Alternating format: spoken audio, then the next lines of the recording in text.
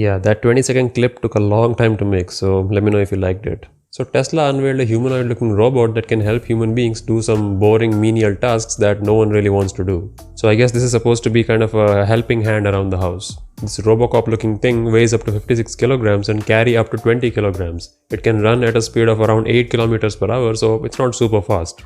It's powered by the same software that's in their self-driving cars, so it should be able to navigate its way around, and it supposedly can follow your basic commands like pick that up or bring that over here. It can be your personal butler, I guess. Although I don't think it can cook your breakfast on its own. The idea seems cool to me, but I don't really know, like how much would this actually cost? Tesla has been doing self-driving thing for a very long time and it's working fairly well, but still it has a lot of chinks to figure out and not a lot of people trust it yet, let alone have a robot running around the house that can choke up to 20 kilograms. Well, the whole point of making this robot slow at 8 kilometers per hour is that you'll be able to outrun it if anything goes wrong. So if there's a new robot uprising in 2021, which will be a perfect end to this year, and if Will Smith is not around, then you can just run away.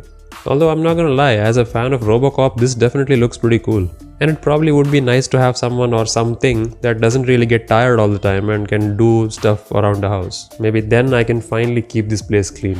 But yeah, it's supposed to come out sometime next year, they say, so I guess 2022 is a launch date of that thing. What do you think? Do you think Tesla bot is a good idea, or is it just another marketing stunt that Tesla is doing? I mean, it is a good outlet to show how good their AI is, right? I mean, cars are one thing, but having a humanoid walking robot, something that can potentially combat Boston Dynamics, that would be a pretty useful move, I think. Even if hundreds of thousands of people won't end up buying it, at least they'll know what Tesla is capable of.